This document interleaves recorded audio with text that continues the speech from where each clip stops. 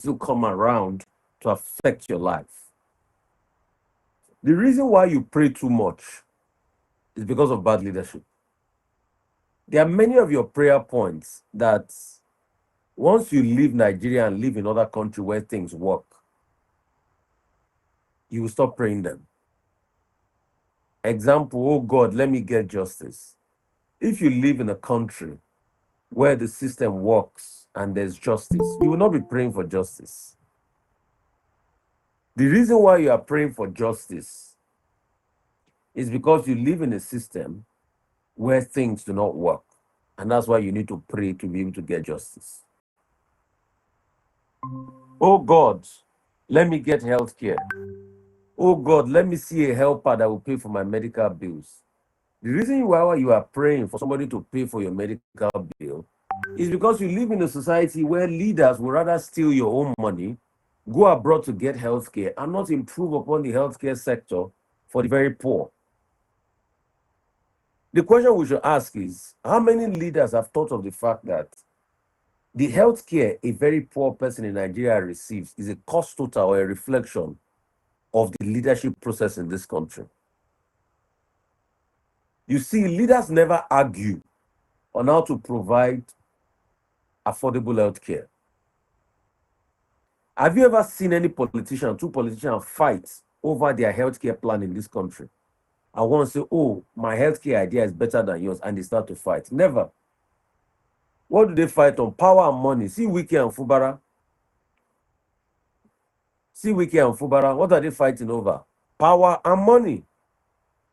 Who will control the resource of the people and use it for themselves? That's what they fight about. None of them fights for who? What would be the best plan for affordable health care for the citizens? So why are the people's prayer point is, oh God, let me get a good hospital to go? It's because the country is failing in terms of health care. In fact, some of your prayer points, oh, I went back home and I prayed. That headache that was doing me before, it just vanished, fiam. I feel that pain no more. It's because there's no health care. Because if there's health care, if you have slight headache, you go to your doctor, you go to your GP. So it's because that's why you are praying to God to take away headache, that God has already given the scientist's brain to know the cause of headache and provide solutions to the headache many years ago. So most of our prayer points bother God too much. And most of our prayer points is a reflection of what we are going through. Just a minute.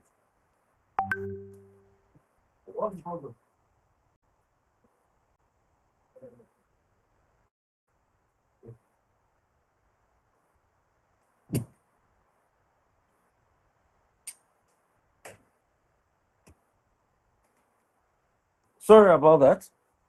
So most of our prayer points are a reflection of all how our lives have been destroyed.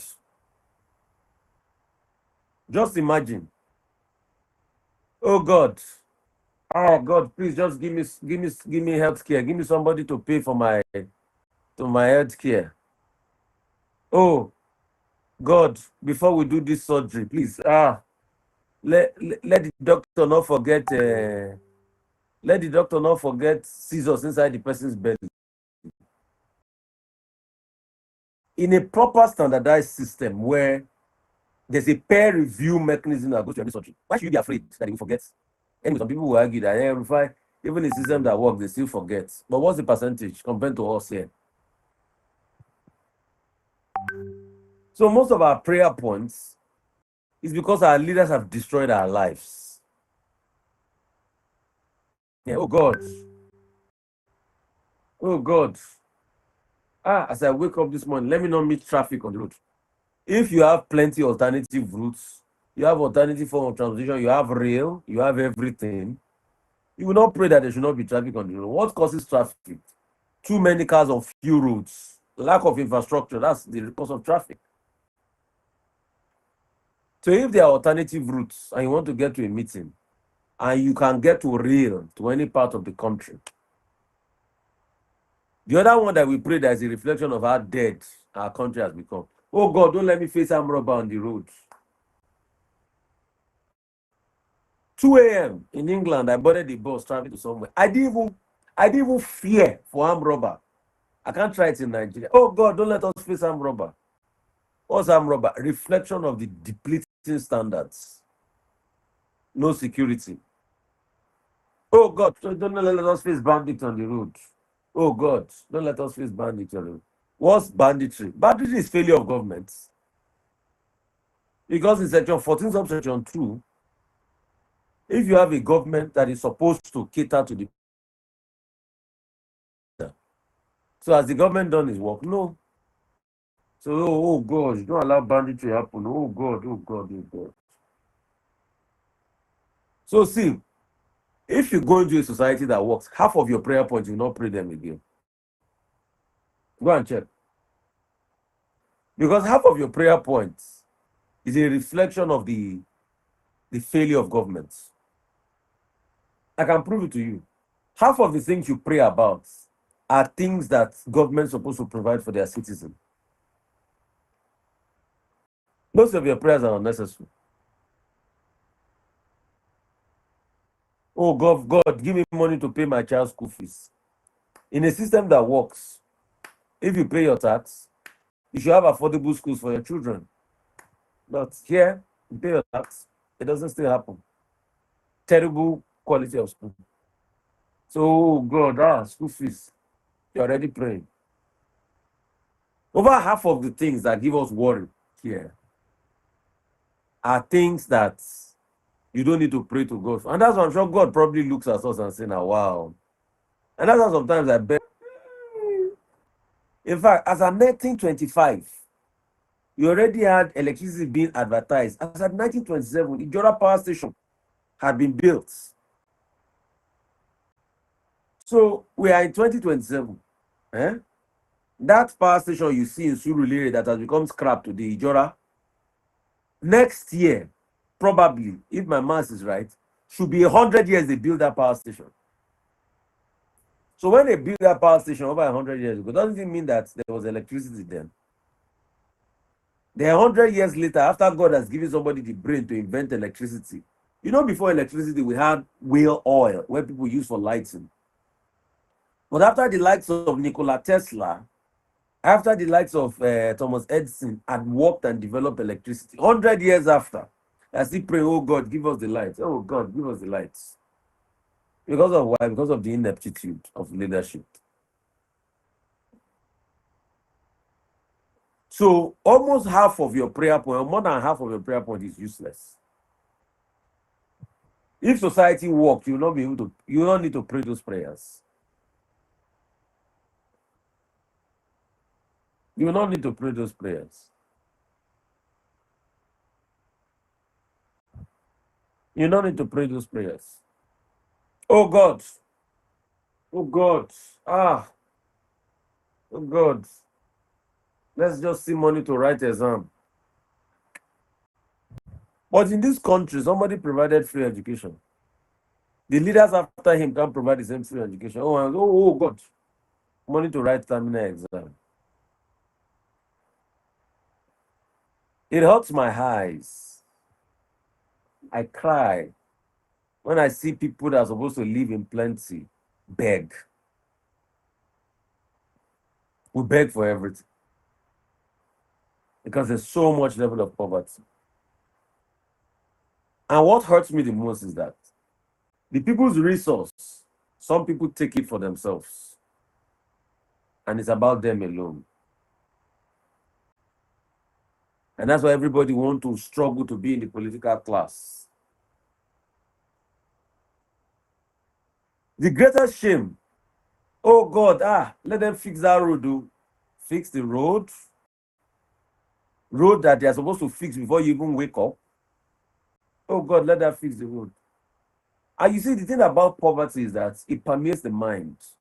Then the standards are now used that when somebody does a road, they say, the man try to do road that is supposed to be a given.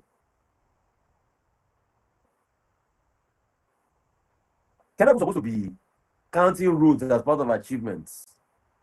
But I know why they count road as part of achievement, because when the former person did not do it, at least the one that does it, you'll be clapping for the person and say, oh God, at least this one try. Oh. Basic amenities. Basic amenities. You open a new road, and you want to, and you now say dividends of democracy. When people say dividends, I say shut up there. What are you talking about? That's why when they are celebrating the new road built, I say, what are you talking about? I said, so is it the politician's money? Did he use his own money to build? The only time I would like to celebrate somebody is truly if they use their own money from their own pockets, their own resource to build the road. People will take loan of billions to build the road where generations yet on board will pay for the road. And they will say, celebrate us for building the road. But loan, you will still chop out of the money. Oh. It's not that you just took the loan and use every part of the loan to be, you still corruptly chop out of the money. Oh. So out of that, you still tell us to celebrate you. In fact, if we don't celebrate you, you now go and give the small people that have impoverished with suffering, that are your data boys online, they will start celebrating you. And everybody just wallows in the cycle of poverty. Oh God. We thank God for that road, though. The road that they ought to have built 20 years ago.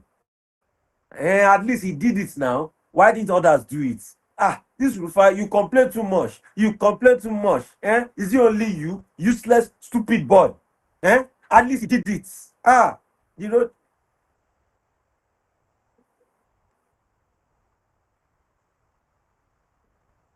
When I see people like that, the poverty of the mind is so sad. Things that are supposed to be not a big deal. He try you. He try you. The money he used to build the road, is it not part of the money he collected from you in taxes? Why don't you praise yourself for the road? Your payee at the end of the month, when they remove it, you see tax there. Don't you know it's from your hand that they used to collect that money to build the road? And you say you should praise him for your own money. Okay.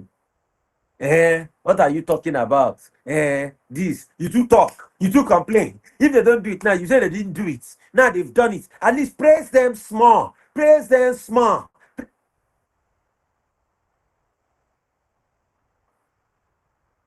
I don't be so now they shout. I lie. If I dey lie, I beg somebody tell me I'm lying. Am I lying? Please, if I'm lying, tell me I'm lying. Can somebody call me up on the number to tell me I'm lying? You know the numbers to call.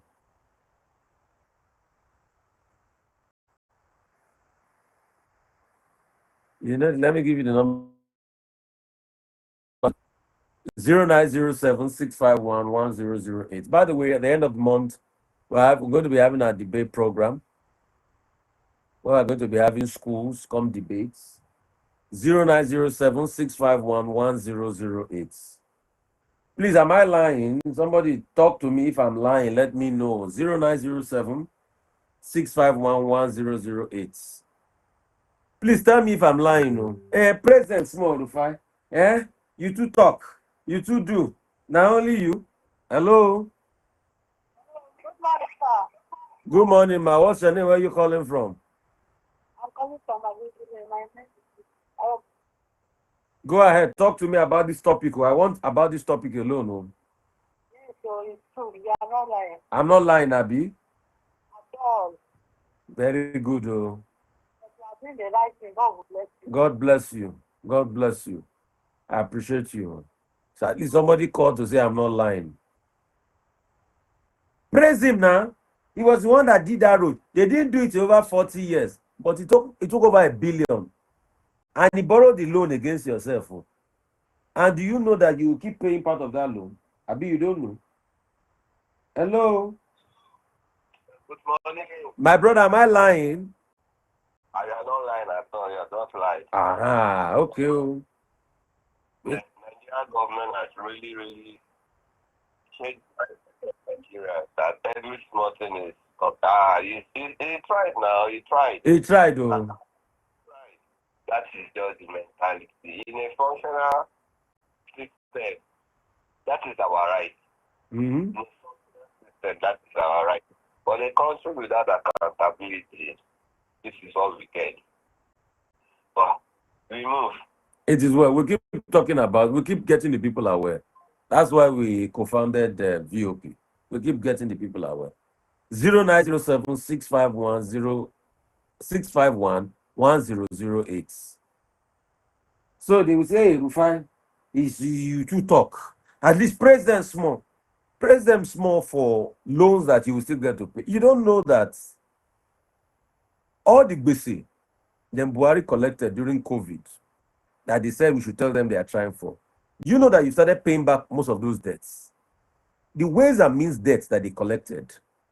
Do you know you started paying back for those debts in inflation?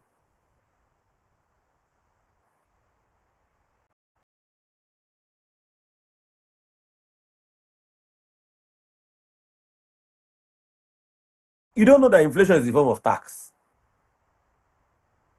So when government manages an economy badly, take it of debt, and inflation happens, you know it's a form of tax on the citizens. I mean, you don't understand that you were paying 5 naira for something in 2021. Now you're paying 100 naira for that thing. Inflation has happened. You don't know inflation is a form of tax.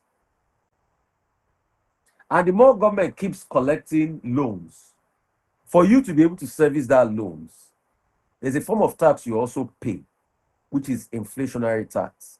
Take, for instance, I'll give you an instance. If this budget is 58 trillion, do you know to service the debts, the loans the government have collected that they've not been accountable over the years for, they are spending 15 trillion out of 58 trillion to service those debts. So do you know that apart from the normal tax you pay to government in this Tax Reform Act, then you still have pay double taxation on inflation? Abi, you don't know. Anyway, that's why we set up VOP. That's why I say, see, VOP is a work of charity. Donate to VOP. That's why for me, it's not that we are making any money from it. We don't make anything from VOP. I don't collect a salary from VOP as a co-founder. In fact, we add to it to make it better. It's a labor of love. Go and look at the numbers and how people, what it is we spend in diesel alone. Hello? Fire. Bless you, Malga. Rufai on fire. Am I lying? You have said it all. Lying about what? You have Ah. said it all. Do you know that what I discussed with someone yesterday, that there are things we don't need to pray for? Yes, sir. This is our resources. This is what we, as a citizen, we should be benefiting from. Hmm. Those Western world countries, how many of them pray? Did they pray? But the government, the society, the government knows what is right for them. Mm-hmm. Just imagine countries like, let's look at some countries like even South Africa here. I was looking at Morocco. There are some things we don't look at the road in Lokoja to Abuja here.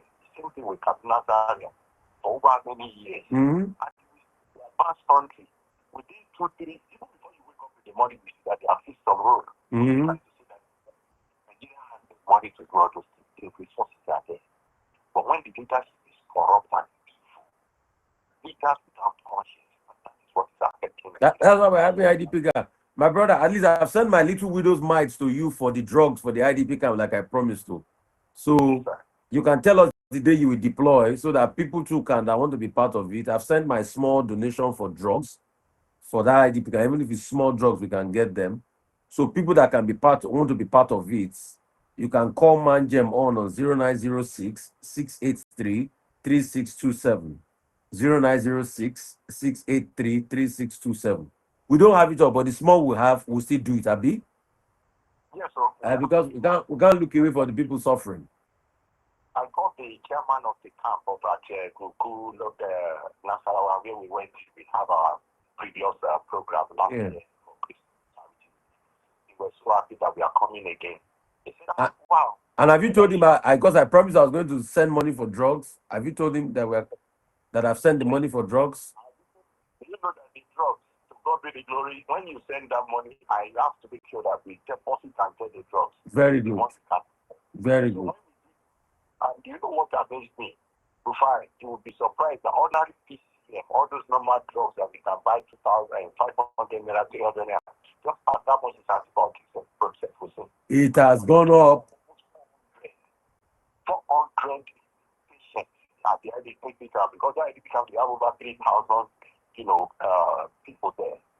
But we target that is let us see that Rufai Oseni Foundation and Icon of Hope, we can at least administer drugs to 400.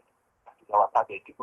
I know what I said is not enough to administer drugs before, but at least my little widow's mites, I will do. That's just it. That's just it. My little one, I will do. I will say it the way it is. So there's nothing I'm going to gain there. I'm going to say it the way it is, and we're going to do the little ones we can do. So I've given Manjev's number out. 0906-683-3627 is the one that helps out with our northern outreach that we do. So, and we're also having a debate competition, probably in Odogulu and environs. We'll do the best we can do. I mean, I'm not saying we can do it all. If I had more resources, if I was a billionaire, I would do more. At least the little resource we're having, we're using to educate people. Look at VOP. Somebody was challenged, said, as I say, as a co-founder, you will know that it's very difficult to run a media house. What we pay in diesel alone to keep VOP running is more than what we even get in the trickles of adverts.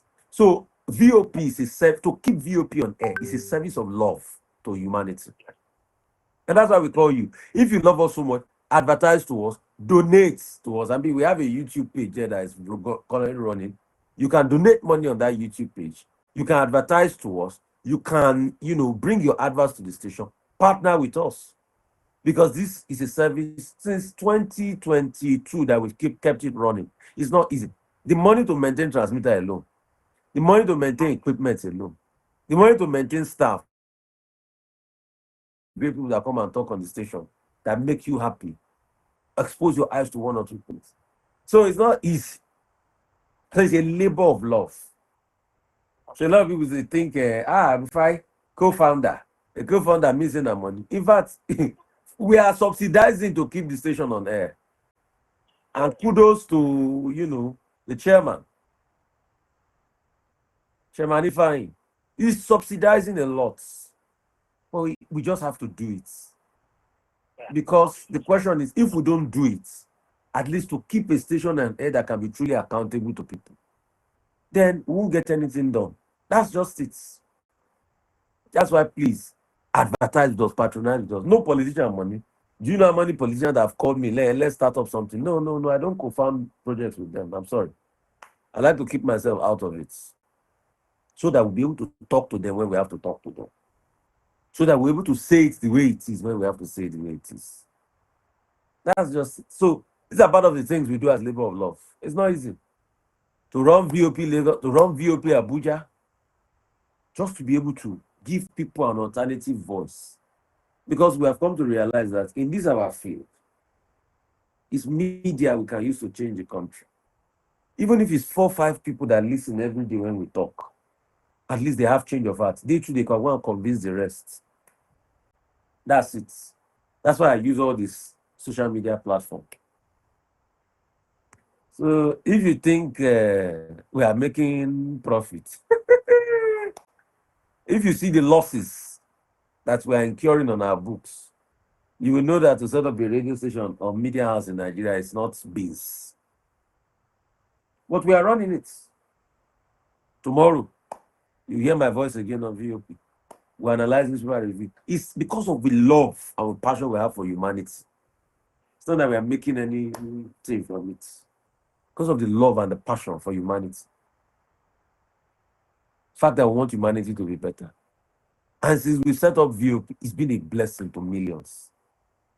My greatest joy is when we walk on the road and say, people say, we're listening to VOP, you say it the way it is. That's my joy. We say it the way it is. A lot of people don't understand what they call altruism. That we can actually set up a business. You're not making anything from it. You're not looking to make anything from it. Your joy is that as long as it impacts humanity, you're okay.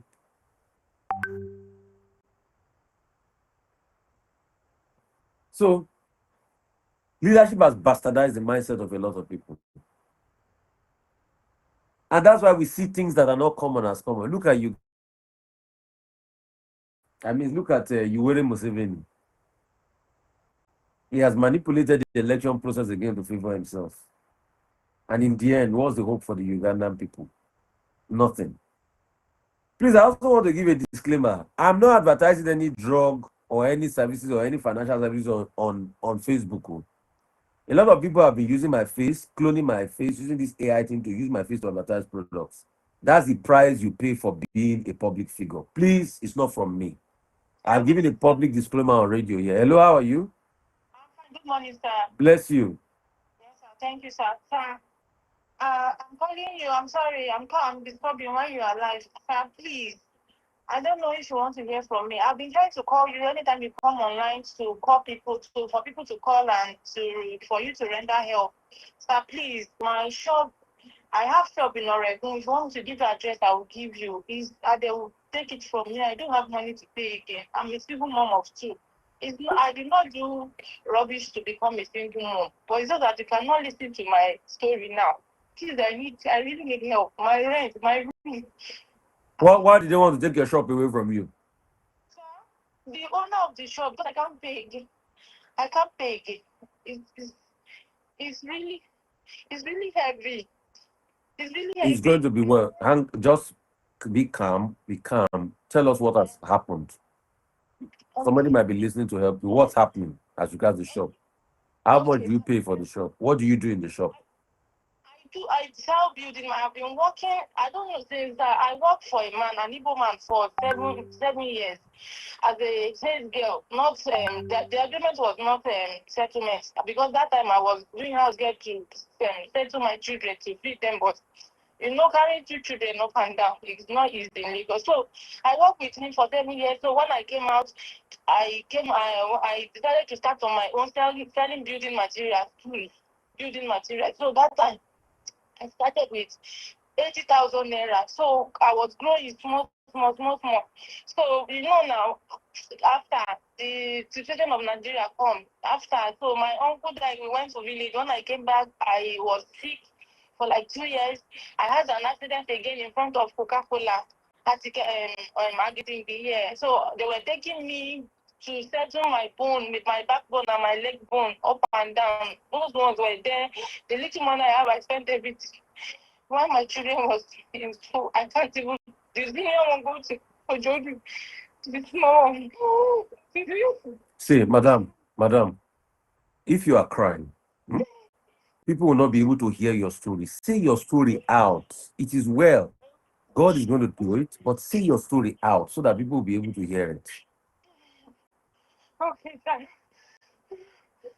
So, uh, so I was, when they pursue us, but where I was, I started selling on top of gutter.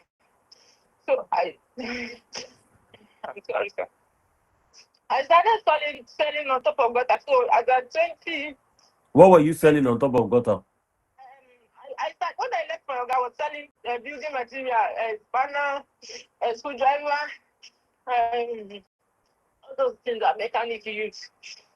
So, so when they now bought the in front of somebody's shop, I begged the person. I still pay. I pay for the agent and everything. Everything was 8,000. So when I started the market, I used 6,000 to go to the market that time. But I was selling that time. But that the company was not really packed up. People were still calling me, do you have this, that big, do you have that? I was still selling small. But when I started having problems, the little one I have, I was able to carry 200 and buy market, 250 and buy market. But when I started having problems, and the weight of my children, everything, I'm the only one. My house is at the baby. My shop is already confirmed to give you the address. I can't. So right now, I can't. I've been trying to reach their father. So who said you should leave the shop? Why are they saying you should leave? How much is the money for the shop? The shop is 200,000 every year. I used to pay the landlord. The landlord has money. He used to give me time to pay small money. If I have 50,000, I'll pay. If I have 100,000, I'll pay. But sir, since last year till now, I can't afford to pay. Madam, if you keep crying, the helper will not be able to hear you. So quit the cry, please. let's focus on the content you are telling us so that people will be able to hear you. I know it's difficult, but please, you also need people to hear you to help you. It is well. It is well. It is well.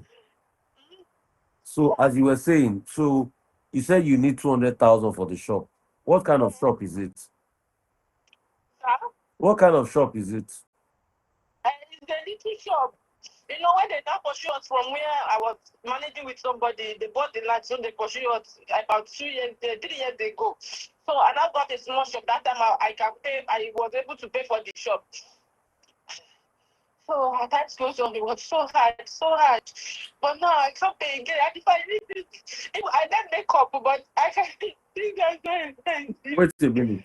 So do you have goods in the shop as we speak? I have good in the shop. Like goods, what, how much? Uh, Maybe it will be worth like 100,000 by the time I sell everything together or more. What goods do you have in the shop? I have spanners, I have screwdrivers, I have hand gloves. Okay, it's petty building materials you sell. Yes. What happened to the father of your children? Well, the thing is that we are not together since 2010. That we're taking this trade up, we are not together because what happened was that I was for as an orphan. Now I'm from Benue State as an orphan, so I was forced with my grandma. I was forced to demand that time. I started making attempts of several years. I lived with him, I think 6 years plus of running away. I could not succeed. They were tying me. They were beating me and put me in their room.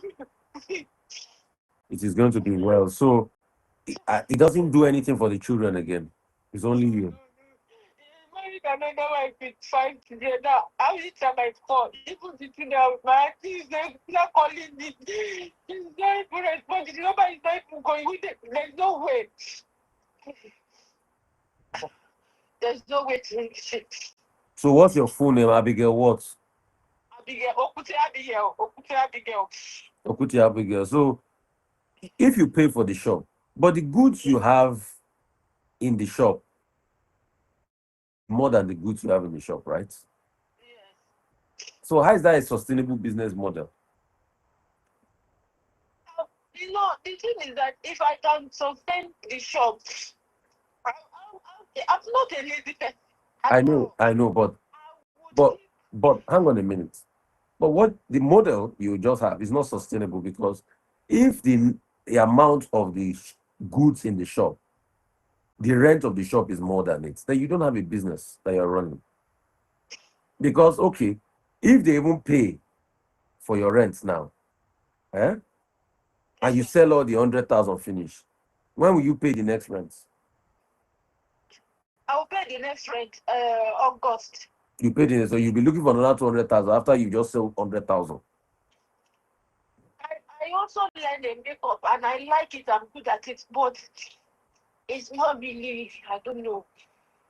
No, you call because of no. Hang on a minute. You call because of the shop, Yes. but from your analysis, you said 100,000 is the total goods in the shop. By the time we calculate everything. So if you sell it, everything. But the truth is, it doesn't even the 100,000. If you sell everything in the shop, I'm looking at your assets and your liability. All your assets does not even cover your liability of rent of over 200,000. So even if we sell all your assets in that shop as we speak today, you will still have 100,000 remaining to pay for rent. So how do you sustain that business model? Because okay, even if you pay for the shop for you sell all the goods in the shop, you use to buy more markets, you probably still make another 100,000. It can't still pay for the total amount in the shop. So the business model and the story is not aligning. I don't know. Yeah, I'm not. So I don't know if it's closed. I would have just run into the sir. If I say I used to, if I say I used to, if I were eating, because of transport and this and everything. So if I say even if it's 30,000, I will carry it and go to market and replace what I said. Even if it's 50,000, I will try and get that. I would go. But it doesn't still cover your expense of the shop. The shop cost still destroys it. See, what has happened over the years is that the Baba that owned the shop, Baba Olowo, will say, bring it small, small. The day they ask you for the bulk sum, it becomes a problem. So it just shows that what you are doing is not sustainable. The only person that was covering your secret, and don't bashiri, was because Baba used to ask for each small one. You can see, okay, 10,000, 20,000. So what you need is a proper life. That's why I said, please, I wanted to hear your story in full. What you need, if you will take my advice, is not redeeming the shop. Because even if you pay for the shop and you gain the shop, there's nothing. What you have in the shop is not sustainable. So you need somebody that will properly invest, upgrade the business, make the goods and services even better, and hold you by the hands and even ensure you are able to do business effectively. Yes. So what you need is not even the shop. Because if they give you that money for the shop now, as we speak, you are still going to run into debt because the goods and services you have in the shop cannot even pay for the rent of the shop. So call out your number. Somebody might be willing to just help you turn around your life by investing in you. So call out your number. Is it 071 408 0994? Is that your number? That's my number. Yes, that's my number too. And my MTN is 07. No. Call one number. Don't confuse people. Okay. I see people a lot do it. Call one number. Okay, so oh, yeah, let me call this one and use the calling you. Yes. So 0701 Yes. 408 Yes. 0994. Yes. Okay, so that's your number. That's the number people can reach you.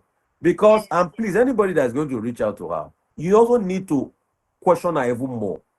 And probably even ask more questions that might ask on radio, because there are a lot of things that are not adding up in that storyline. I must have to confess. There are a lot of things that are not adding up, there are a lot of things that are not sustainable. But we want you to have a sustainable life. Okay, sir. But madam, I know you came crying because of the shop. The shop might be a problem for you. And please, people, talk to her very well. And this is at your own risk. I must put a disclaimer out there. Because I don't know this case. I don't assess people. I just give help and I give a platform to all. So anything you do might be at your own risk. And madam, too, you see me, I've been doing this job for many years.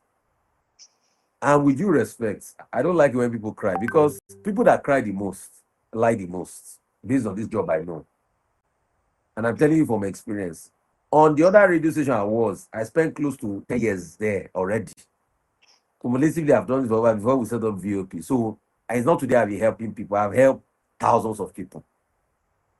I've helped people in such a way that you go out there, you see them, and you discover that what they were saying was not, the case. Anybody that is, madam, don't defend yourself. Me, it's not today I've been doing this business. See, anybody that chooses to help you, glorify God for them if they come through. If they don't come through, thank God, because it's hit or miss. But also, please, people, it's at your own risk. I will advise you, anything you want to give her, if you want to do it for God, like I always tell people, do it for God. That's just it. So I've helped you put your case out there. But if you are going to listen to my candid advice, which a lot of people don't like to listen to, and it's unsolicited anyway, I don't know who sent me. My unsolicited advice is you need to find something sustainable. That being in that shop is not sustainable. A shop that the rent alone is twice the asset of your goods, of what you are selling, is not a sustainable model. But it is well. God will lead you. And I pray helpers will come. Yes, sir. Please, 30 seconds, please, sir. Please. Can I go on, sir? Please. I'm listening to you. Go on. Go ahead. Okay. Sir, I don't know you don't have time for all this. But if you can, I don't know if you can, I don't know, maybe probably if you want me to give you my address, even my shop and my house. I am not a bad person. I appreciate things. I'm not a lazy person. I am not, and I am not an ungrateful person. I understand perfectly what you're saying, but I am totally different. Because where I'm coming from, I've been doing out all my 20s. I've been using to do out there. I've been eating leftover from booker to booker. I don't want to working with people. I've suffered enough to have. My shop was not like this before. But it to beg. She said I'm crying for It is well. It is well. I pray. One prayer I pray for you is this. I pray God will give you a helper. Anybody that you can send privately, let me just give you my address what you're doing. No, God will give you a helper. The best I can do for you, the best I can do for you is to give you a platform. Today, thousands of people have heard you that listen across all the platform. And I pray God will meet you at the point of your need and He will wipe away your tears.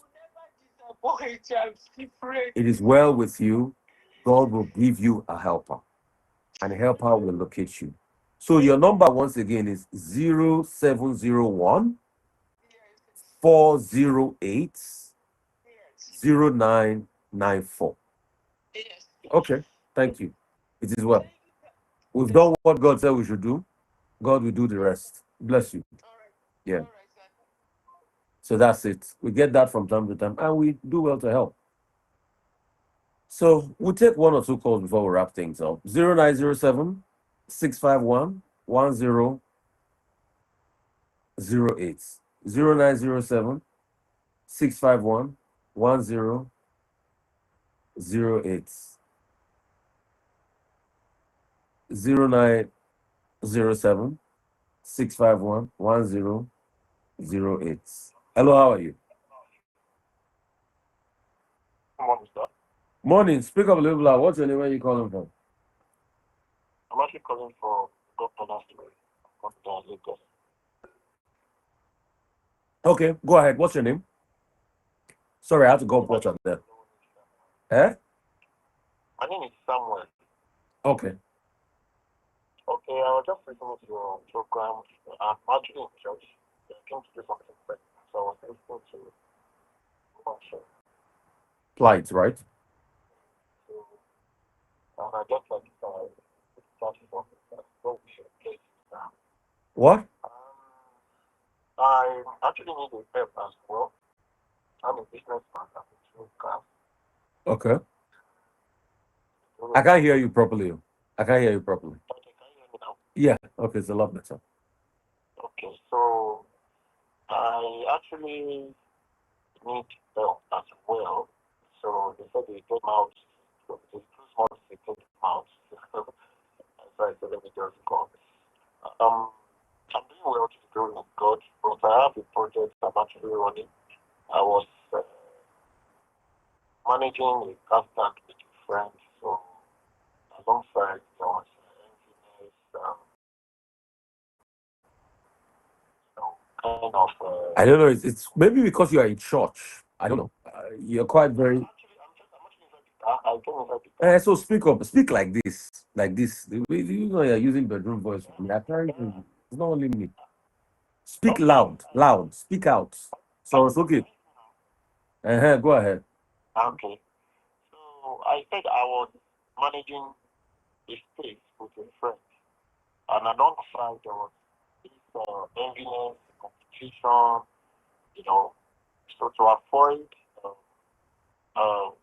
confrontation, I tried to get my own pace, and to the glory of God, the work has been progressing. But lately, these are business that I'm very for. They have been slowed down this last year. So I'm about completing the place, so I need assistance. I need about close to 45%. Okay, you need 4 to 5 million. Anyway, anybody interested, you can just give out your number because I can hardly hear half of the things you're saying. I just picked out that one. But give out your number quickly as we wrap up. Interested in me or partnership. Yeah, okay, partnership, yeah. So the place can be properly open. Okay, your number. Give out your number.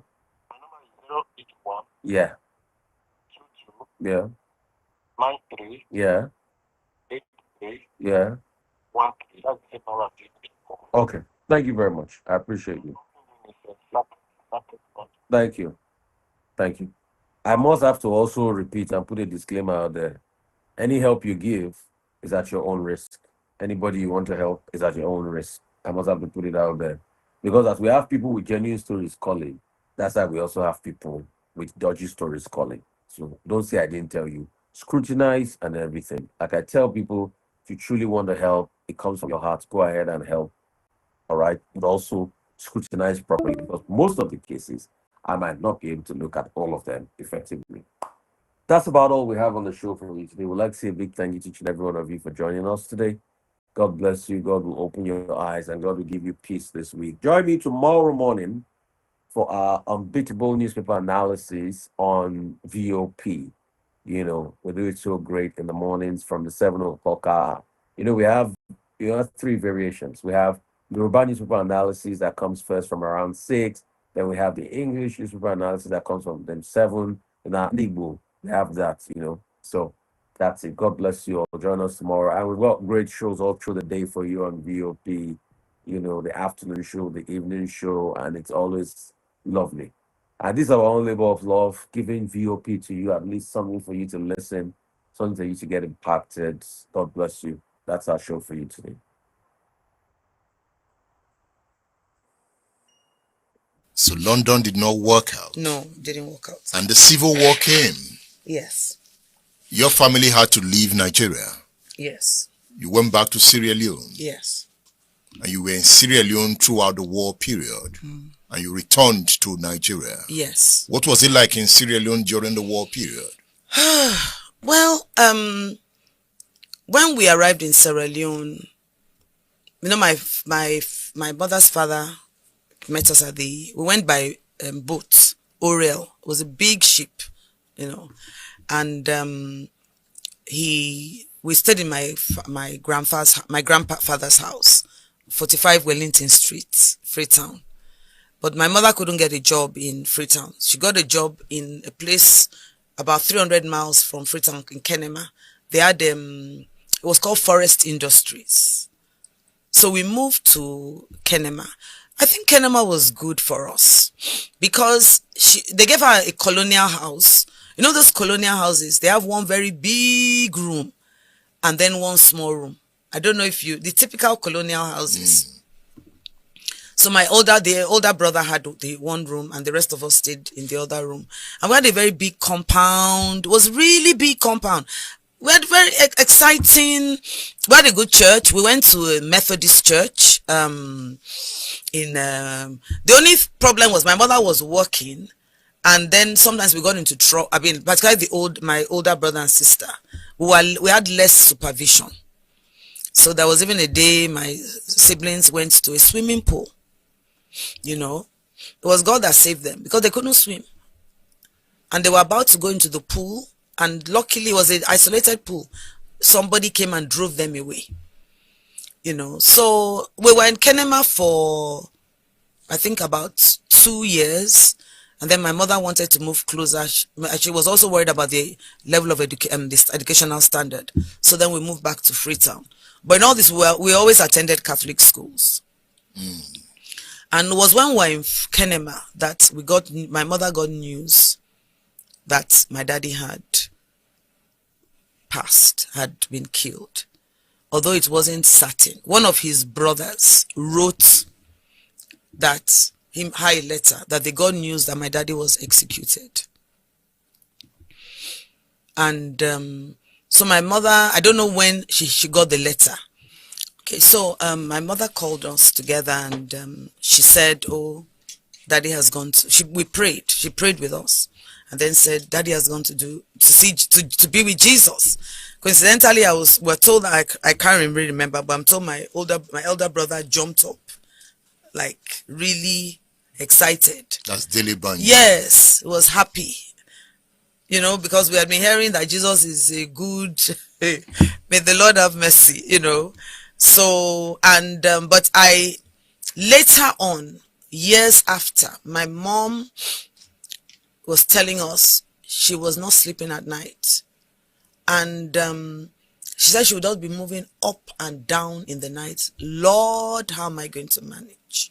Lord, how am I going? Lord, how?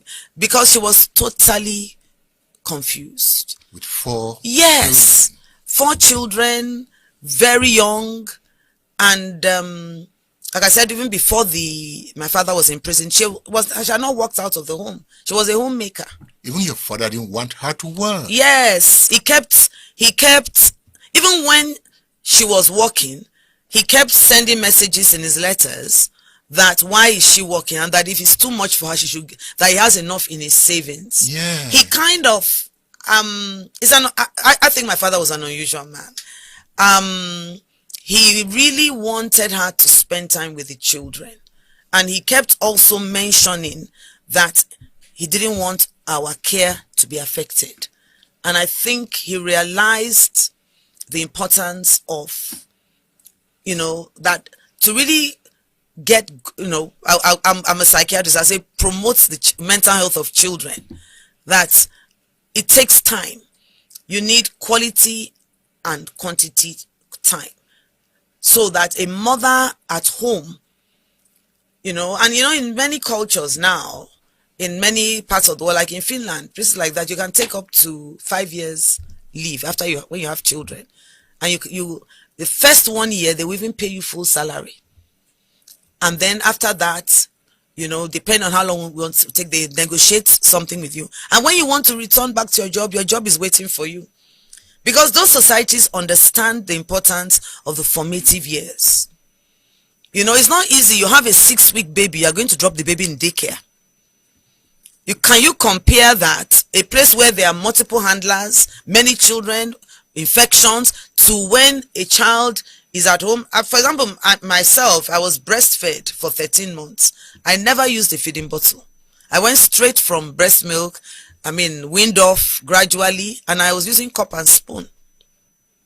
So I think he saw the impact on his children, and I must thank God, because my siblings were all very stable.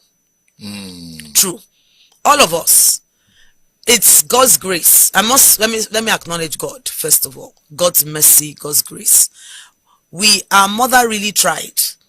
We are all, and of course with the grace of God, we are all stable. She stayed with the children. Oh yes, even resisted attempts for what I would call extended fostering. She insisted. I remember, she's Creole. Say even if not Gary with it, may not left me picking to nobody. That even if I'm eating Gary, we're drinking, that I'm not leaving my children to nobody. She looked after us. And if you want to offend my mother, you touch her children. Right through school. I remember even at times when I was in primary or secondary school, let anybody try me. My mother won't take it from you. She was I just wanted to go back to this Mr. Cross issue. Okay. Because I noticed another letter my father wrote, which one of the early letters, where he began to suspect that Mr. Cross may not be loyal. And he says in this, My Darling Wife, there's no date. It's over 3 weeks now since I wrote my last letter. I've not received a reply. I know it's not your fault. I'm sure if you could, you would write every day. It will seem, after all, that you perhaps do not know where I'm being incarcerated, and no one has the humanity or courage to tell you. The theory is that I'm in a very safe, protective custody, even from family and friends, exclamation. I know it sounds ridiculous, and so on. Then he says, I believe you have not left Nigeria. I hope you have not run into any difficulties. The arrangements I made were quite full, and I do not think Cross will let me down. However, if he has done, it will be perfectly human. One only knows his real friends when he has difficulties. So you can see that he began, one of the things I noticed about my dad was his ability to assess human nature. He was so philosophical. Oh yes. The way he understood issues and represented them in letters. Yes. He says, please give my love to the children and tell them that Daddy will soon be out to see them in the UK. I am sure they will all be very excited in any case. Please do not forget to warn their school that they will not be coming back next term. He did not come back. No, he didn't. But he was so positive here. I noticed that actually. I noticed that right through, he kept even the letters he wrote, because he also wrote his children letters. I have letters written directly to myself, where he would say, "Dear Yinka," or, there's one of them, he said, okay, this is 11th of December 1966. "Hello Yinks." He actually wrote to each, and he altered his writing based on our age. So like for my sister, he wrote, "My dear Funto, I like your photographs very much. They are very nice." So his writing was more much. And then Dele one was a bit, "My dear Dele, I hope you are very well and behaving like a good boy." And so on. Then he says, "Hello Yinks, my dear girl, you have grown very big. I like your photographs. They are very nice. I hope you take care of Yemi. Be a good girl. Enjoy yourself at Christmas. If I am free, I will come to enjoy Christmas with you. Bye-bye." So, your loving daddy. He right through, and even at a point, and there were some things that I noticed about my dad. It was, first of all, very passionate about wanting to serve. One of the things that frustrated him a lot when he was in prison was the fact that he was not able to be of service to his country. But the other thing is like what you have pointed out. He kept telling my mother that he would surely come out. I don't know, maybe he But he came out. He did. He came out of prison. He did. He came out and fought the war. Yes, he did. So he was out. He was out. When he came out, he did look for his wife and children. That area is hazy. The last letter I have from my dad is the letter of just before we left. I think we left Nigeria around the 4th of July. The last letter I have here is 2nd of July 1967. And in that letter, he said, "Darling, I've already posted one letter to you about having received your letter, and the arrangements I'm making for you to receive money to go to Freetown with. I note that you have now made up your mind to leave immediately, and I quite agree with you. Much as it breaks my heart, I cannot prolong the agony of you and the children in that horrible place. But as I said before, please wait to receive the money or arrange with your bank to forward it to Freetown." I don't know if she ever received the money. "I believe you, however, need to obtain permission," and so on and so forth. That's one of the, then he said here, "When you get to Freetown, you may address my letters either to P.O. Box 5 Asaba or P.O. Box 2534 Lagos." At this point in time, my father was out. It appeared he had come out. Yes, because by this time, Ojukwu had declared Biafra on the 30th of May, 1967. Yes. So by this time, Victor Banjo was already out. Yes. There's another letter here, which, on the 28th of June, in which he wrote, because my mother at that time, I think she was fed up, and he was talking again about making plans. But this is where he said, "My darling, please," I'm reading towards the end, "do not let yourself or the children suffer materially because of all this. While I can help it, you have suffered enough emotionally as it is. Please wait for the money and ensure everything is properly organized before you leave. Please look after yourselves in Freetown and try not to let the children suffer too much from the disruption of this period. I hope you will for some time take a rest and forget about working until you're all fully adjusted to the new situation. Please do not let the children pass through too many hands. Try and stay with them as much as you can to give them a sense of stability and security. Please try as much as possible to give them the kind of life to which they are accustomed. I know you do your best." And then he went on to write this hymn, May God be with you till we meet again. Neath his wings protecting, hide, daily manna still provide you. And when life's perils thick confound you, put his arms unfailing round you. Keep love's banner floating over you. Smite all threatening waves before you. You know, I also wonder at this point in time, and that's the truth, that he could have run away.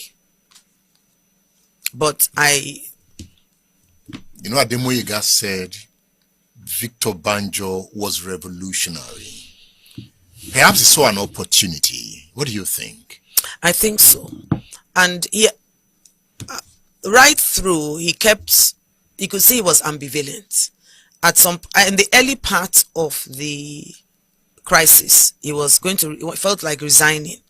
But I think after being in prison for a while, reflecting, I'm actually convinced that my father believed very much that he had a role to play in the restoration of this nation.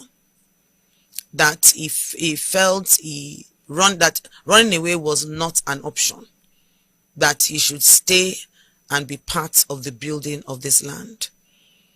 And if you read his letters, you could see that even when he was in prison, if you look at the letter that he wrote to Ironsi, he actually commended him towards the end. I don't know if you noticed. He said, I hope you are able to meet with success. And then even when Yakubu Gowon took over, at several letters he wrote, if you look at them many, many times, he would keep, kind of saying, I hope success meets you. Gowon did not release him. Yes. Why? I don't know. Yakubu Gowon, General Yakubu Gowon is still alive. He's in a position to respond. I mean, my father wrote him several letters. Even my mother wrote him several letters. And aside from that, he was in a position to help us. He was in a position to help us. I mean, this is a letter I have from my mother, written 31st May 1972. Mrs. T.J. Banjo, and then His Excellency General Yakubu Gowon, head of the Federal Military Government of Nigeria, Dodan Barracks, Obanlede, Lagos. Dear General Gowon, I'm kindly reminding His Excellency that I wrote a letter to His Excellency on February 16, 1971, and requested the following. 1. Return of Victor Banjo's safe, removed from 21B Cooper Road, Ikoyi, to His Excellency's presence, in His Excellency's presence, on Monday, 17 January 1966. In the safe were the following articles, including A. 2 life insurance policies, B. the baptismal, academic, and marriage certificates of the family, C. land papers, D. money.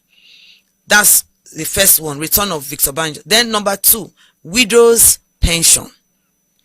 Number 3, education of our 4 children.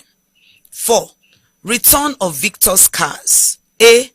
Mercedes-Benz VAL 720, B. MG Magnet 004548. Then 5, Victor's death certificate. Then 6, a job with accommodation. I've sent several reminders, both verbal and written, through major members of the army to His Excellency, but I've not received a reply. I intimated His Excellency during the interview of February 16, 1971, of the deplorable plight of the children and myself. And Your Excellency asked me to put the request into writing, which I did on the 16th February 1971. The children and I have continued to suffer.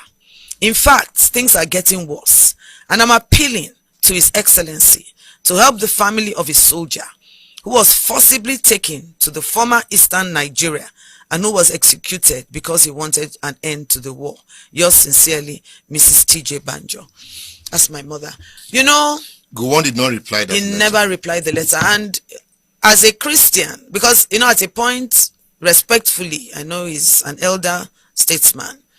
I know he was leading a prayer, praying for Nigeria. I don't know if you're aware of it.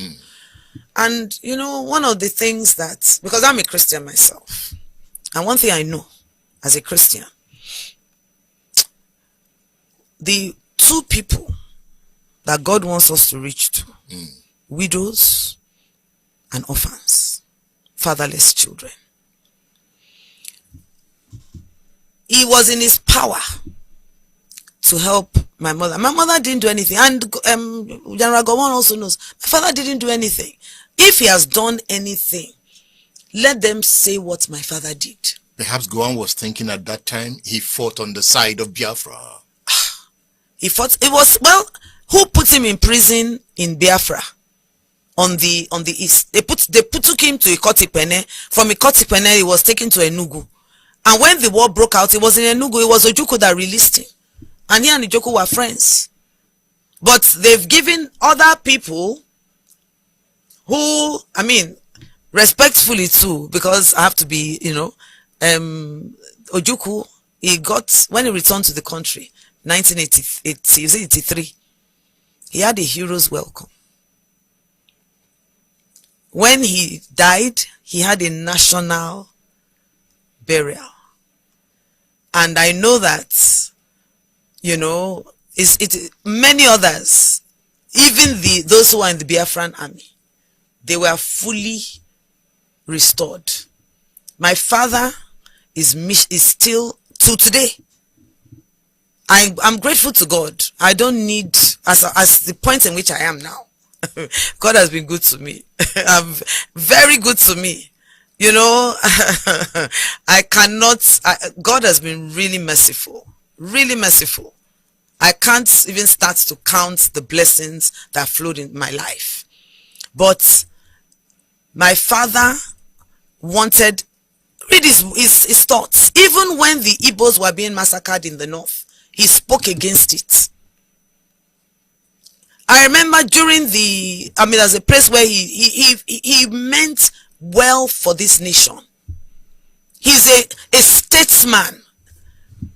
Somebody that you, as a daughter, you'll be proud of. A man of, he spoke about so many things.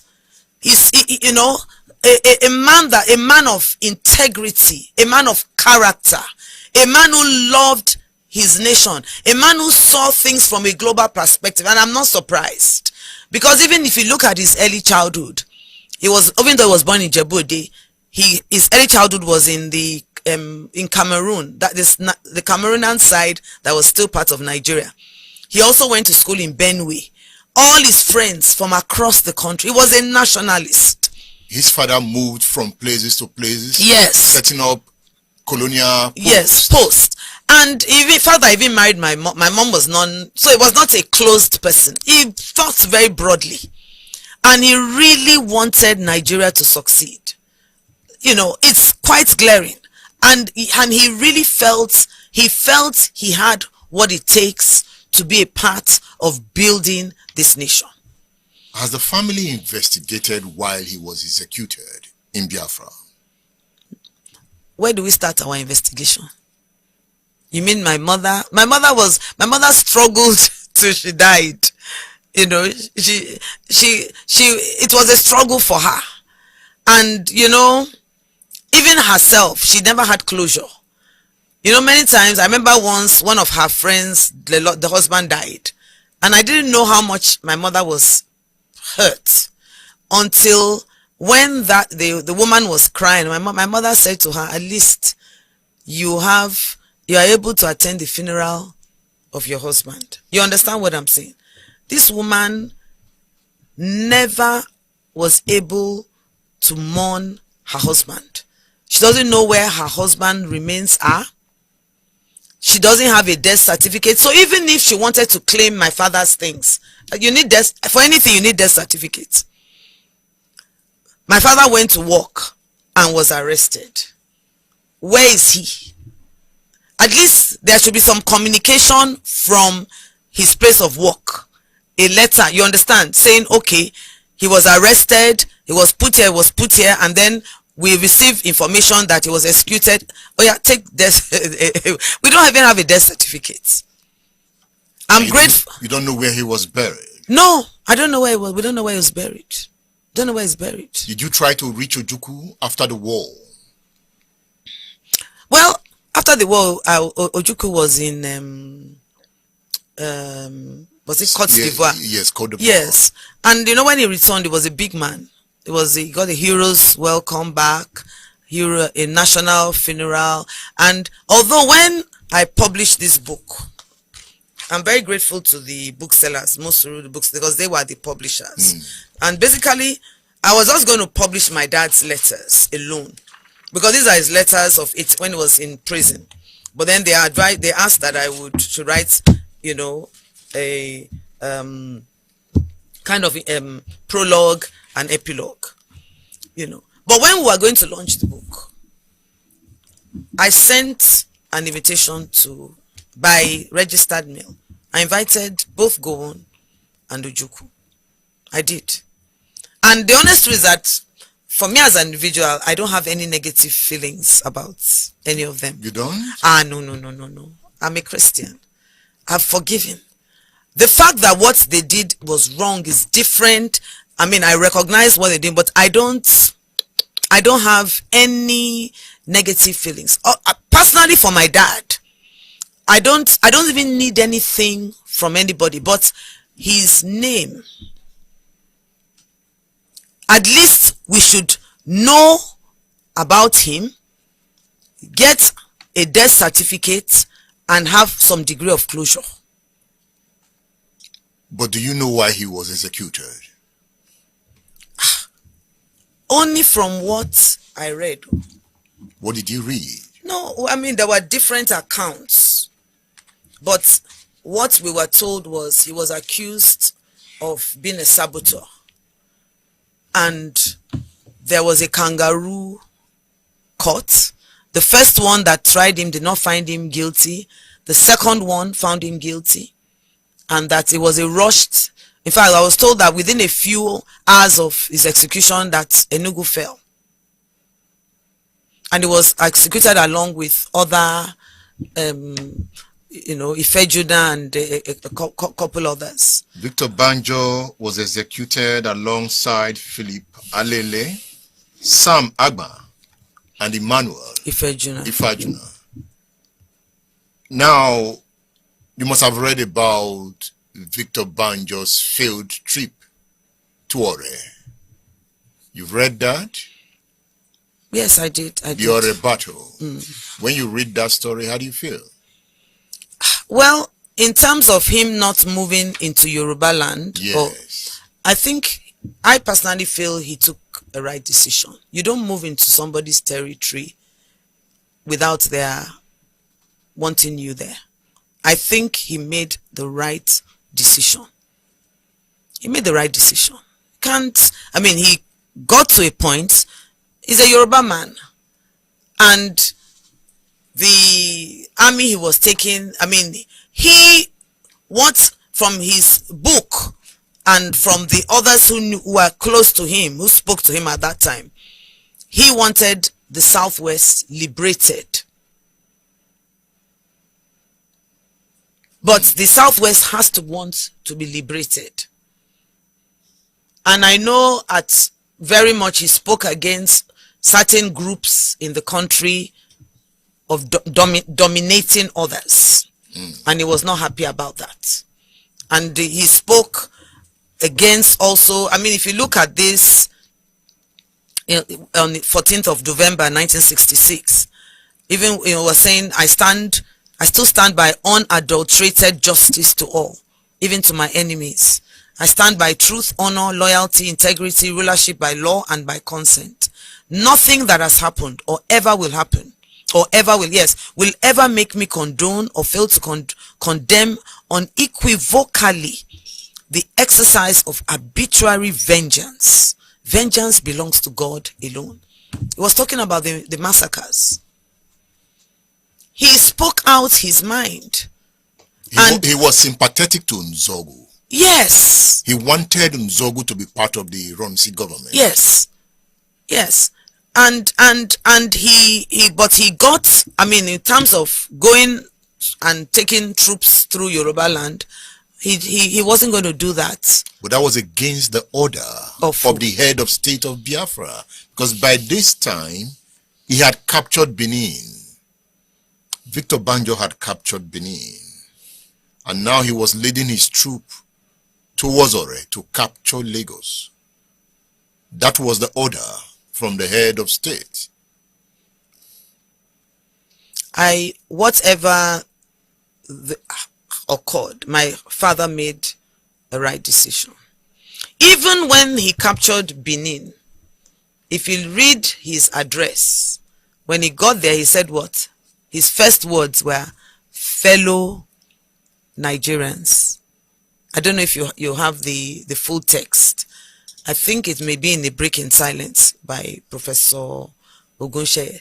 He actually, he got there and made an address, and he said, fellow Nigerians. He was for one Nigeria, fellow Nigerians. And he didn't allow any looting or any misbehaviors from his soldiers, looting of central bank. I'm told he was under pressure to do things that were negative. If you read again his letters to Ironsi, you will see that he believed very much in gentleman's agreement. He believed very much in being honorable. He believed very much in keeping to your word. And, you know, some of the things that he said actually came, it was clear that because his advice was not heeded to, there were consequences. And I'm reading again from his letter to Ironsi, written on the 1st of June 1966. Number 8, this is the last paragraph. He says, I'm glad to note that you and my colleagues are succeeding in restoring the nation onto an even keel in spite of the great difficulties. He was commending them from prison. I am proud of your efforts and of belonging to the service that is accepting so much responsibility. I'm also proud to have contributed some small part to starting off the national military government. My greatest regret, amongst others at this moment, is that I'm denied the opportunity of serving my country during one of its moments of great need in my lifetime as a result of the efforts of a few unworthy officers. I hope that success continues to attend your efforts. History abounds of numerous examples of military coups, some of which have brought in their train hardship, loss of freedom, injustices, assassinations, bloodshed, and chaos. As a result of the rapacity, jealousy, and unbridled ambition of a few army officers, others have brought stability, prosperity, justice, and real freedoms as a result of the wisdom, dedication, honesty, and discipline of its army officers.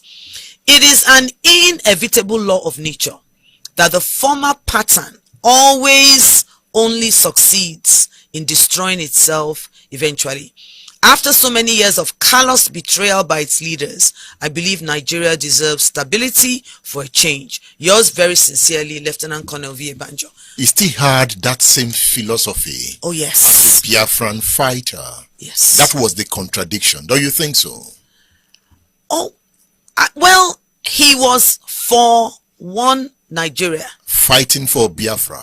An enclave that had declared independence out of Nigeria. Was that not a contradiction? I'm going to read, if I can get it, because he wrote to my mother after Ojukwu declared Biafra, and he mentioned that he was not in agreement with that. It is not something that he hid. I don't think he did not hide it from anyone. He did not hide it at all. I'm just I'm trying to see if I can find that place, but he mentioned it quite clearly. Yes, let me read it. 7th of June. What page are you reading from? I'm reading from page 232. 230. Okay. The letter is 7th June 1967.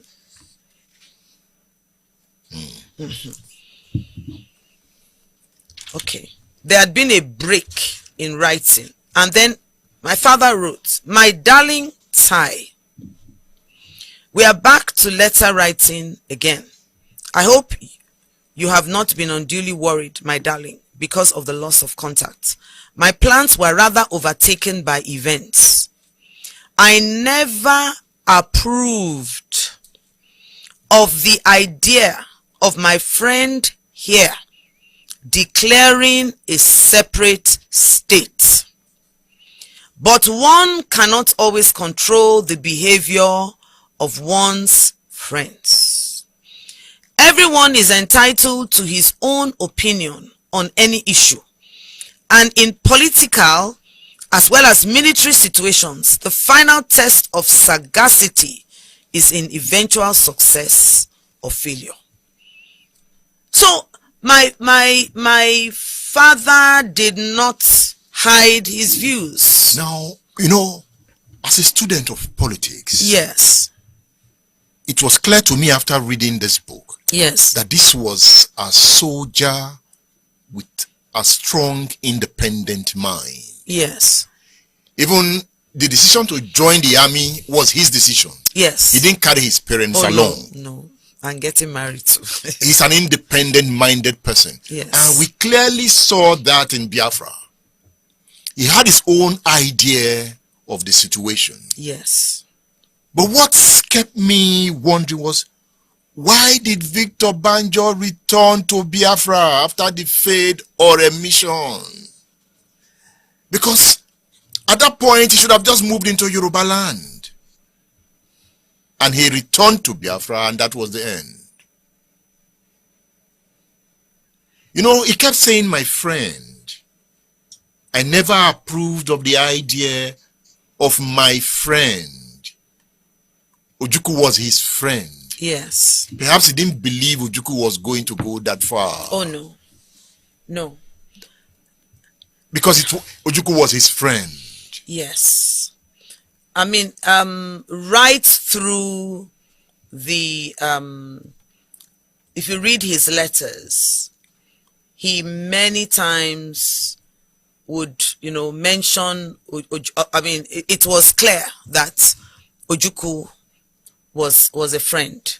So he felt Ojukwu was his friend. And he believed in, I don't think he knew that Ojukwu would kill him, would order his execution.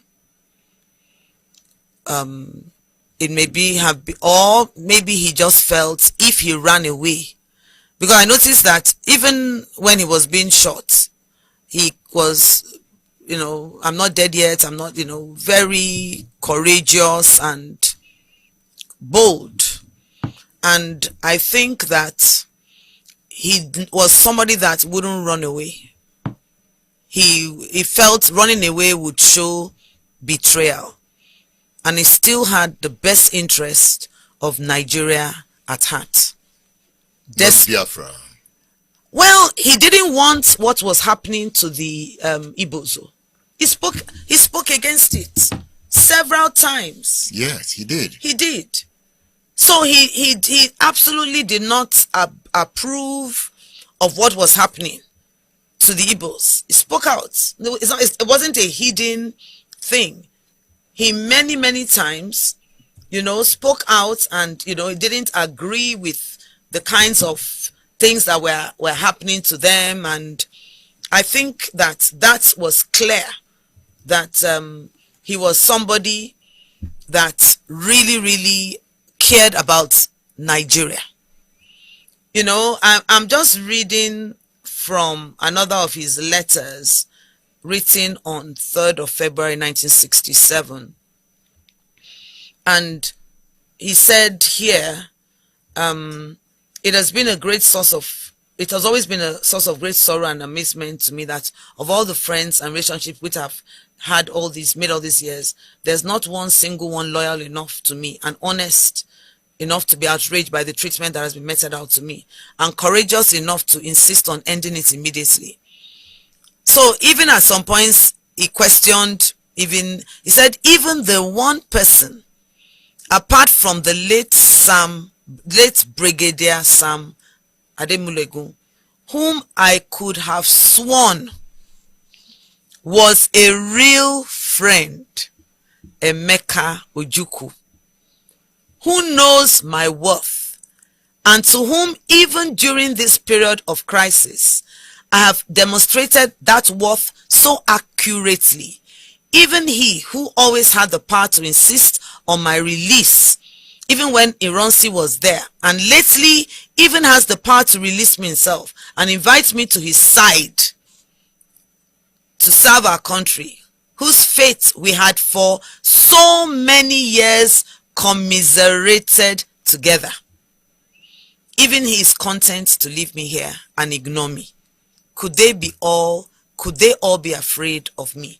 I mean, he was talking about some, this is Swan was a real friend. I haven't read his letters. I haven't studied the coup.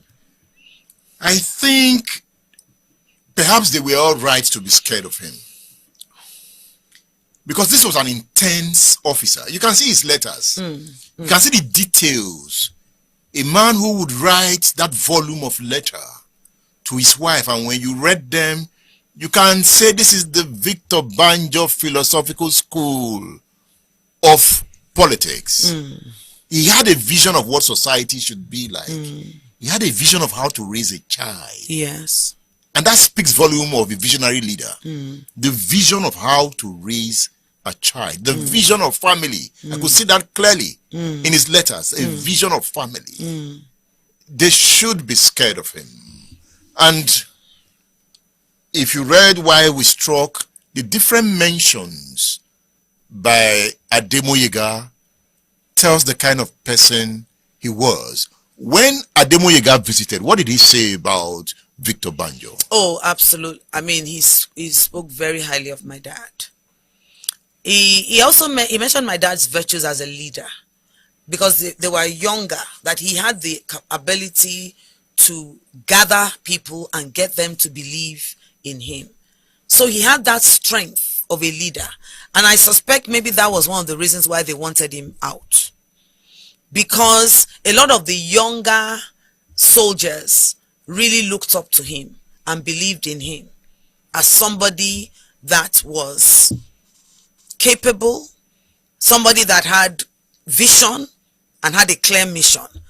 And I suspect that those were some of the reasons why they wanted him behind bars. Because even I I live in a world of politics myself. And one thing I know is that people,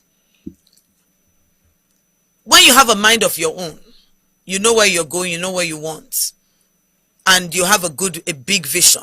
Many people don't like it.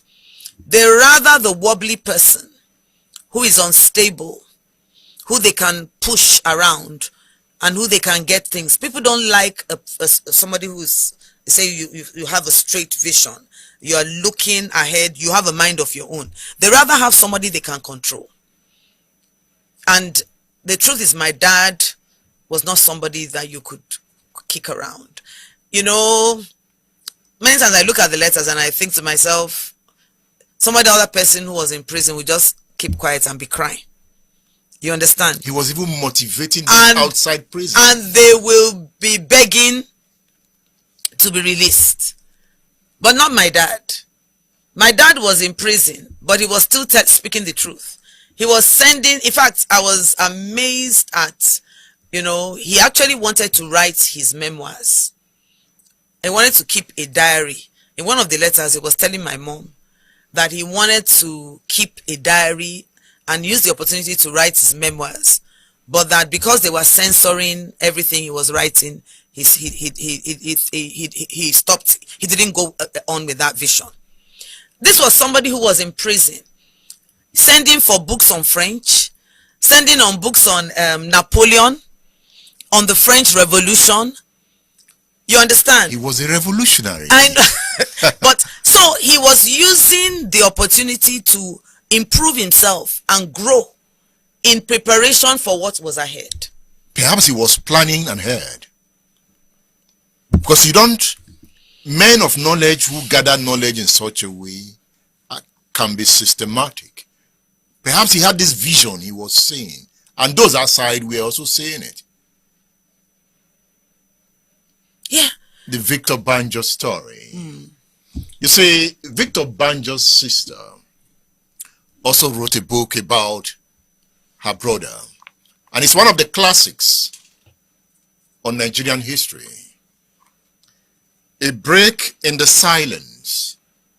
Lieutenant Colonel Victor Adebukola Banjo. A book written by Adetun Ogunse, Victor Banjo's sister. This book is about Victor Banjo.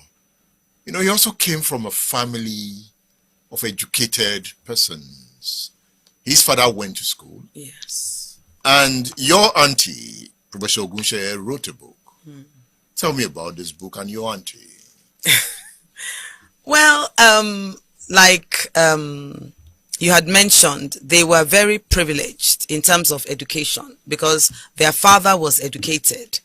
Although I could see that from some of the information I got was that he had issues with some of his colonial masters, because it was not like a go boy kind of thing. He had a mind of his own.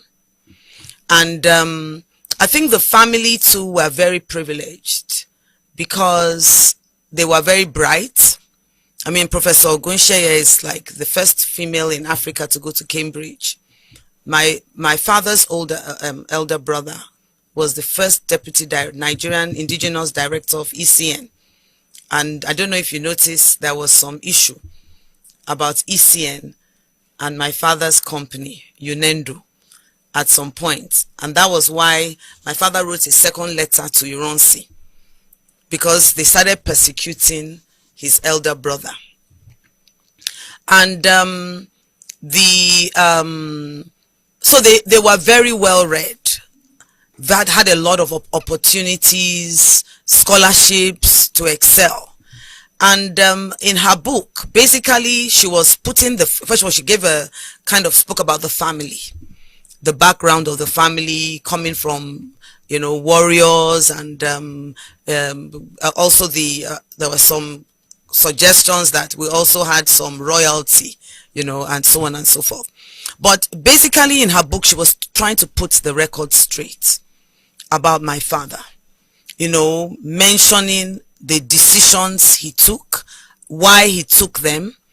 And I know one of the, I believe in that book is published his address in Benin, when he got to Benin, where he addressed, and he really spoke about his views. I don't know if I should have brought a copy of I have a copy. Fellow Nigerians, allaying everybody's fears that, look, we're not here to cause chaos. We are here to, bring peace, one Nigeria, and so on and so forth. So basically she was just there. I mean, and then I think she also had some information that she received because I know she visited my father when he was in prison with her husband. By the way, Professor Ayogunshe was a socialist. He was very much into unions and labor issues. I don't know if you were, yes. And I know they visited my father at a point, and they were able to understand what he was experiencing and going through. So I think basically That was, what she really wanted to bring to the fore. My father's innocence. I don't know, because Mr. Obilo, I really, up to today, I don't know if we have any substantive information about any the crime committed by my father. If you read Madiebo's book, he accused your father of joining Ifajuna and Co. to plan a coup to topple Ojukwu as the head of state of Biafra. They wanted, he talked about Victor Banjo coming to see him in his office where the idea was sold. He talked about Ifajuna and Co. coming, So he is even convinced that there was a plan to overthrow Ojukwu by Ifajuna, the same guys who plotted the 15 January 1966 coup. That is the story told by Madiebo in his book, and there are different versions. The beauty of my father's book, which was published 40 years after he died or he was killed, is that it's his own book, and that's what makes it more powerful than any other written information about the war and about his thoughts. The best thoughts you can get from a person are what they have communicated themselves, and that is what is most powerful. And with regards to committing a coup or toppling, there's no evidence. But what the evidence I had is that my father did not agree that Biafra should secede. And he wrote it in a letter to my mother. So, and it was right through his thoughts. He was always for one Nigeria. He was a nationalist. There was a letter he wrote. I'm just trying to, which I actually quoted in my inaugural lecture. Yes, where he mentioned that he didn't want anything to interfere with our nationalistic instincts for our fatherland. Oh yes. He wanted patriotic children. Yes, he wanted patriotic children. I gave that instruction to your mom. He said, I want my children raised as Nigerians. Those I want to raise why my mother brought us back. We could have gone to the UK. Many families have left. But she brought us back and she let us know your father wanted you raised as Nigerians to love your country. I love my country. Oh yes, there are problems in this land, but I think reading my father's book, his vision, his understanding, I'm also very patriotic. Yes, I'm very patriotic. Proud of your achievement. Yes, I'm very patriotic. I believe that Nigeria has what it takes to be a great country. We just need to get the right leaders and the right followership. Over the years, we have been broken and scattered, but I believe that. And another thing is, when I was studying nations, you don't need a nation. I notice many people are saying that Nigeria is not a nation. That's not what a nation is. Not a constellation of people speaking the same language. No. What are the great nations in this? United Kingdom, United States of America, even France. A constellation of people with varying languages, varying religion, coming together for a common purpose, to build together. You understand? So all this one of Igbo nation, Yoruba nation, Jabu nation, that's not what a nation is. People coming together. If you read some of the early writings on nationhood, how great nations were built, it was people who came together and had a common purpose and a common vision. There's hope for Nigeria. And I believe it. Yes. All we need to do, because I find that the average Nigerian is first and foremost a Yoruba or an Igbo or a Shekiri or Hausa or whatever. before they are in Nigeria. Their allegiance is more to their ethnic group. Perhaps that is who we are. How come the United States of America was able to bring in people from Ireland, Poland, Russia, England, everywhere, and you find that they are one of the most patriotic people? Because they defined it in words and in spirit in the American Constitution. So you are an American. So, and there's one goal. Nigeria has not been able to do that. Why? What is stopping us? What is stopping us? So the point I'm driving is that, but the other thing is that everybody to the field, and everybody knows that I can have a little bit of that cake or this field. You understand what I'm saying? That nobody is superior. We are all working together. You can make a lot. This nation is great. Potentially. There's nothing we don't have in this land. Absolutely. Talk about human resource. And the beauty is that we are even youth. We are young. 60% of Nigerians are below the age of 25. But are we learning from history? Well, for many years they removed history from the books. Are we learning from the lives of the like of Victor Banjo? Well, I'm hoping that at some point, I'm learning. I'm still learning from my father's work. Son, it's a real great work. I'm still learning. He tackled different subjects. He tackled mental health. He also tackled religion. Because I was looking at a time when my mother said, I think she told him we were attending a Sunday school, St. Saviour's. And he now told her his own idea of Christianity. That he wants us, that Christianity is a way of life. You follow the tenets of that religion. It reflects in your life. In one of the letters. He also spoke at a point about the average Nigerian male. I don't know if you read that. That's, disloyal. He also spoke on leadership.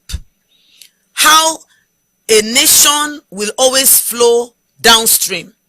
But that it is left for the leaders to carve the pathway so that the nation can flow on a right course. He tackled family life, the child rearing. It tackled, even he gave my mother a whole lecture on how to treat in-laws. He was a philosopher training. See what he wrote here. To my wife, I want for every drop of bitter tears that you have shed this year for me, 1,000 moments of joy and sweetness. For every second of poignant, anxious pain, 1,000 seconds of boundless happiness. I want to surround you with protective towers of love and be for you at once 1,000 warriors to fight for you unto death. Your daddy was too romantic. Yes, he was. Your mommy must have loved him dearly. Because even reading the words, I just sometimes, okay, somebody should read this to me, as if Victor Banjo is speaking to me. I also want to live for you, because I know that is the only way to make you really happy. Victor Banjo, 1st January 1967. This is obviously a New Year message. Yes. Expressing love. Do men still express such love to their wives? Well, many times when I give out this book, I say to people, I said, you want to enhance your romantic, because we women, that's what we like to hear. Is the truth. Oh, these are the kinds of things that really, and when you express that kind of love as a man, it actually makes you vulnerable. And I think that's where a lot of men have difficulty with expressing, because they feel if they express this depth of love, that it puts them in a vulnerable position. but it doesn't. It's a sustainer. It sustains beyond death. These letters are live and living, and they can inject freshness into, I know my mother must have read them over and over again. I read them over and over again, and I get fresh insights. So I think it's the way the average, maybe the African man is raised. That, if you express all these kinds of things to your wife or to, that you may take advantage. Should I say that the Victor Banjos were even lucky compared to someone like Sholakbe Ademulegun? She was 6. She witnessed her mother being shot, her daddy being shot, and there was no mother to take care of her and her brother. When you consider her story, what goes through your mind? Complete devastation. I feel so privileged. I'm so privileged. I honestly don't know how Sister Sholakbe and her brother coped. In fact, when I look back now as a child and adolescent mental health professional, I think they should have had therapy at that early stage to be able to go through and overcome what they experience. And then they should have been kept in a place where they had love and security. Unfortunately, that wasn't the case. So the trauma was just multiplying. Because there are some kinds of trauma that a child will witness. It actually changes the architecture of the brain. It affects the child. And they would have, emotional problems off and on and on and on. And I think that we need to be conscious of it in this nation. Because they went through excruciating trauma. And I don't know if they can recover. Because the right measures were not put in place to really help them recover. Very, very, very sadly. And there's no amount of monetary compensation, that can bring back what they lost that night. We were lucky. We were and I think one of the prayers my mother used to pray was that God should spare her life until we were grown. I remember her because I know there was always a fear that she would die. I noticed that. She was very worried of death, and particularly somebody like her who lost her own mother when she was 5 months. So I remember when her first child, my sister, turned 21, my mother was very relieved. At least one of us was an adult. Oh yes. And I know that my mother resisted all attempts by anybody to share us out, which is a common practice, because there were attempts to share us. You go here, you go here, you go here. It is a common practice in our culture. When a man dies, the family want to help, and they share the children out to relatives. But many times the children don't turn out right. It's very traumatic for them. But God was merciful. My mother refused, and I think because of what she experienced as a child, she was raised by a stepmother. She knew the consequences of not being raised by a mother. Her own mother. So she held on to us. Despite all attempts for her to let go of us, she said no. I was even I don't know if it's right, but I was told at the time, she was told, you can return to your country. Just leave the children with us. And she said no. And only left me picking to nobody. I'm not leaving my child to anybody. And it really helped us because we had one constant person. We may not have had money. We may not have had, there were times in the house where we ran out of money. There was no food or things like that. I even tell people when I was entering medical school, I had short hair. I cut my hair. Not because I wanted to cut my hair, but because my mother I couldn't afford to palm my hair. In medical school, I had virtually no books. I used to loan books from friends. So, and I think it helped me because if I knew I had limited time. So I would loan a book, read it, make my own notes. So I had loads of exercise books because we couldn't afford it. Professor Mubodun went through that? Oh, yes. Oh, yes. Is Professor Mubodun? Oh, yes. Former provost of the College of Medicine? Yes, I had virtually no books, no textbooks. In fact, I actually came first in a subject. I came first in physiology in my whole medical class, which is, and I remember my mother was so happy because she said, these are the things that make me happy, because I didn't have books, but I loaned books from people. So I had to be disciplined, because when you have somebody say, okay, you can take my book for 2 weeks, but return it, because we couldn't afford books. Even dresses. When I entered medical school, we used to do matriculation in those days. Every girl, they don't do it. We used to wear white. They used to white. I don't know if you knew in UI. Girls on matric, we wear white dresses. All my friends went to town to buy dresses. But I went home to my mom, and I remember then she had an old white dress. Very old. I suspect maybe my dad bought it for her. But it was a big for me. So I took it. I so decided, went to buy lace, put it at the bottom. That's what I used for my matriculation. I wouldn't go and ask her for clothes but she used to pray for me.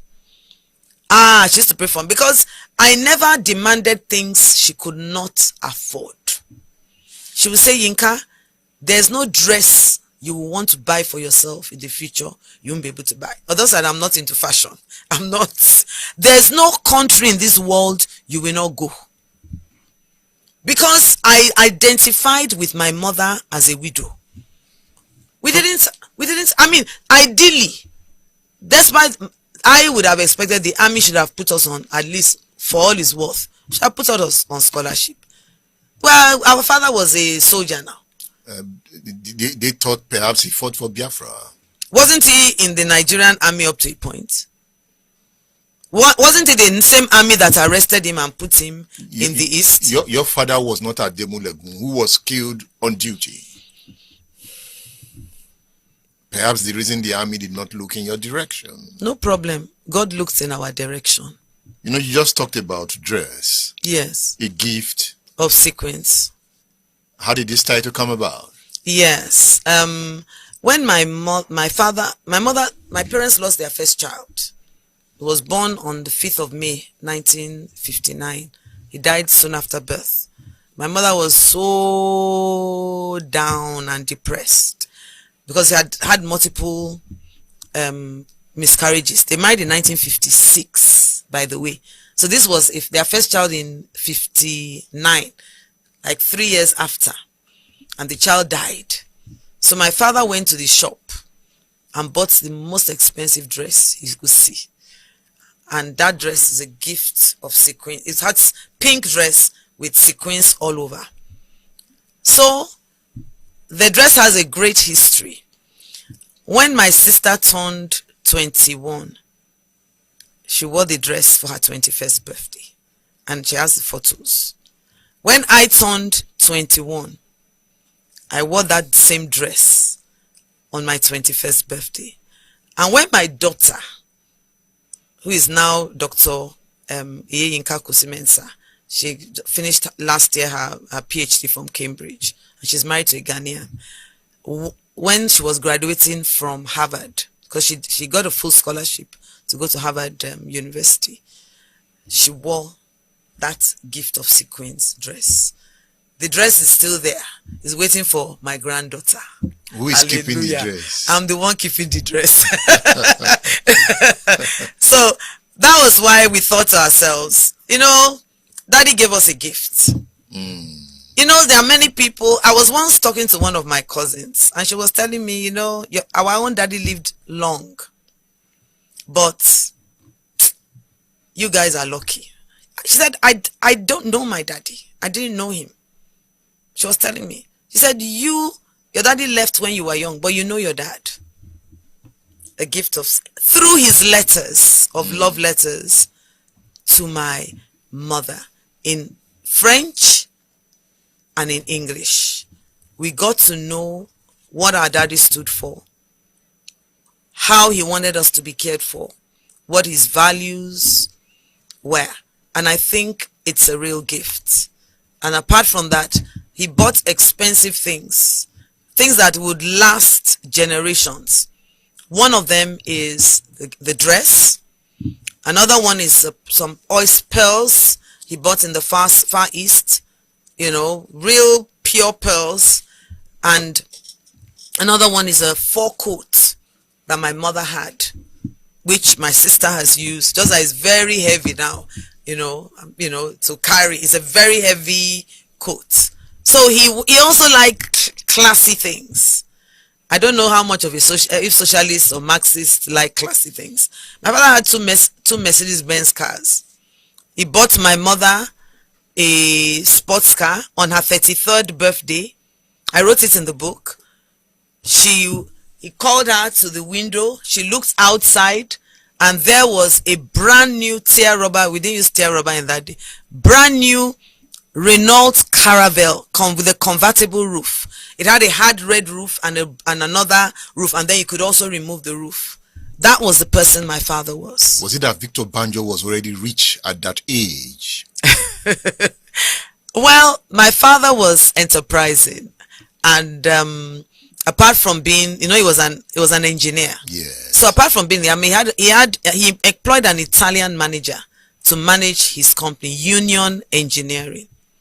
So he had an engineering company that he was, running. We have talked about Victor Banjo. Read more about Banjo. Understand the ideals of Banjo. His ideas are well captured in his book. Look at the book here. I recommend this book to you. Understand him. To understand a man, you must understand his thinking, especially when it is written. That gives you the opportunity to walk down the lane with history. This is the story of Victor Banjo, epic. Find a copy. Nia Borishade wrote a book entitled Colonel Victor Banjo, A Revolutionary Betrayed. Have you read this? I've interviewed him. So if you scroll down the channel, you will find the interview with Nia Borishade. The title of that interview on the channel is Colonel Victor Banjo, A Revolutionary Betrayed. I recommend this book to you. Victor Banjo's sister wrote a book about her brother, Professor Adetun Ogunshe. She's 99 now, right? Yes. A Break in the Silence. Lieutenant Colonel Victor Adebukola Banjo. This is classic. Get a